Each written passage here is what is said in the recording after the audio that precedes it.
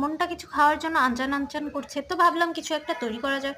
কি করা যায় কি করা যায়, তারপর ভেবে চিন্তা করলাম মোমো। তো মোমো তৈরি করতে যে বিশাল একটা কাহিনী। আমার কাছে নাই ছোট পাত্র, ছোট ঝাঁঝরি, যার মধ্যে আমি মোমোগুলা ভাপাইতে পারবো। ও মা, আমার প্লাস্টিকের ঝাঁঝরিটাই পড়ে গেল, কপাল। পরে তারপর বড় একটা স্টিলের ঝাঁঝরি দিয়ে আমি মোমোটা বানানো স্টার্ট করলাম। মোমোটা খেতে অসাধারণ হয়েছিল, অ্যামেজিং। আর সবচেয়ে মজার বিষয় হচ্ছে, আমি এখানে যখন মোমো বানাইতেছি, রুটি বেলতে যে পাতলাই হয় না। পরে আমাদের এখানে যে খালা আছে, তিনি বলল, দেন আপা আমি আপনার গোল রুটিটা বেলে দিচ্ছি পাতলা করে। পরে উনি আমাকে অনেকগুলো হেল্প করলো।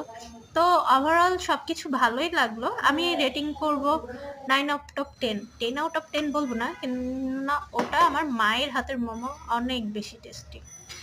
ওকে গাইস, আজকে এই পর্যন্ত। আল্লাহ হাফেজ, বাই বাই।